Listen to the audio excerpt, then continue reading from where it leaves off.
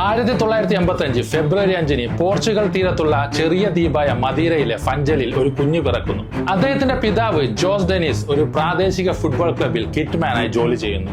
അമ്മ മരിയ കുട്ടികളെ പോറ്റാൻ പാചകക്കാരിയായും ക്ലീനറായും ജോലി ചെയ്യുന്നു. തകര മേൽക്കൂരയുള്ള ഒരു ചെറിയ വീട്ടിലാണ് അവർ താമസിച്ചിരുന്നത്.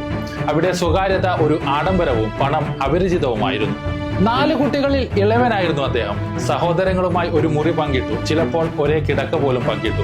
അദ്ദേഹത്തിന് ഈ കളിപ്പാട്ടങ്ങൾ ഉണ്ടായിരുന്നില്ല, ഫാൻസി ബൂട്ടുകൾ ഉണ്ടായിരുന്നില്ല. ആകെ ഉണ്ടായിരുന്നത് ഒരു പഴകിയ പന്തും താമസിച്ചിരുന്ന ദ്വീപിനേക്കാൾ വലിയൊരു സ്വപ്നവുമായിരുന്നു. തെരുവുകളിൽ നഗ്നപാതനായി അദ്ദേഹം ഫുട്ബോൾ കളിക്കാൻ തുടങ്ങി. മദീരയിലെ ആ ഇടുങ്ങിയ ഇടവഴികൾ അദ്ദേഹത്തിന്റെ ആദ്യത്തെ സ്റ്റേഡിയങ്ങളായി മാറി.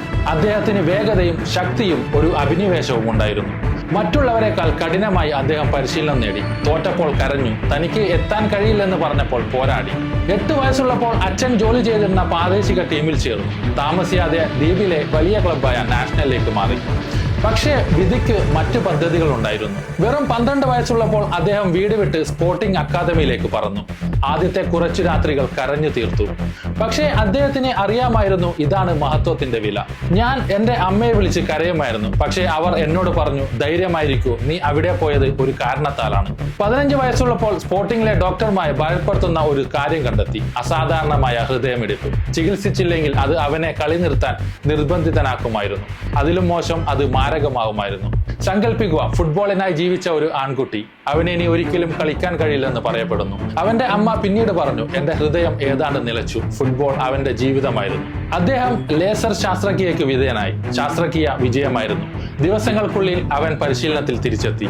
ദൈവം അവന് ചിറകുകൾ തിരികെ നൽകിയതുപോലെയായിരുന്നു അത്. 2003 വെറും 18 വയസ്സുള്ളപ്പോൾ മാഞ്ചസ്റ്റർ യുണൈറ്റഡിനെതിരെ സൗഹൃദ മത്സരം കളിക്കുന്നു. മത്സരത്തിന് ശേഷം യുണൈറ്റഡ് കളിക്കാർ സർ അലക്സ് ഫെർഗൂസനോട് ആൺകുട്ടിയെ ഉടൻ തന്നെ സൈൻ ചെയ്യാൻ അപേക്ഷിച്ചു. അങ്ങനെ ക്രിസ്ത്യാനോ റൊണാൾഡോ മാഞ്ചസ്റ്റർ യുണൈറ്റഡിനായി സൈൻ ചെയ്യുന്ന ആദ്യത്തെ പോർച്ചുഗീസ് കളിക്കാരനായി. George Best, Eric Cantona, David Beckham തുടങ്ങിയ ഇതിഹാസങ്ങൾ ധരിച്ചിരുന്ന ഐക്കോണിക് ഷർട്ട് അവർ അദ്ദേഹത്തിന് നൽകി. അവൻ മെലിഞ്ഞിരുന്നു, അവൻ ചെറുപ്പമായിരുന്നു, എന്നാൽ ഉള്ളിൽ അവൻ പൊട്ടിത്തെറിക്കാൻ കാത്തിരിക്കുന്ന ഒരു കൊടുങ്കാറ്റായിരുന്നു. മാഞ്ചസ്റ്റർ യുണൈറ്റഡിൽ റൊണാൾഡോ കഴിവുള്ളവനായിരുന്നു, പക്ഷേ അസംസ്കൃതനായിരുന്നു. അവന്റെ മിന്നുന്ന സ്റ്റെപ്പ് ഓവറുകൾക്ക് അദ്ദേഹത്തെ പരിഹസിച്ചു. വിമർശകർ പറഞ്ഞത് അദ്ദേഹം ഒരു സ്റ്റൈലിഷ് കളിക്കാരനാണെന്നും ഒരു സബ്സ്റ്റൻസും ഇല്ലാത്ത ആളാണെന്നുമാണ്.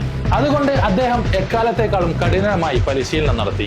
മറ്റുള്ളവർ പരിശീലനം കഴിഞ്ഞ് വീട്ടിലേക്ക് പോയപ്പോൾ റൊണാൾഡോ പിന്മാറിയില്ല. തന്റെ ഫ്രീ കിക്കുകൾ, ഹെഡറുകൾ, ശരീരഘടന എന്നിവ മെച്ചപ്പെടുത്തുന്നതിൽ ശ്രദ്ധ കേന്ദ്രീകരിച്ചു. അദ്ദേഹം ജിമ്മിൽ പോയി. പേശികൾ വളർന്നു, മാനസികാവസ്ഥ വളർന്നു. 2005 വീണ്ടും ഒരു ദുരന്തം സംഭവിച്ചു. അദ്ദേഹത്തിന്റെ പിതാവ്, അദ്ദേഹത്തിന്റെ നായകൻ, മദ്യപാനവുമായി ബന്ധപ്പെട്ട അസുഖം മൂലം മരിക്കുന്നു.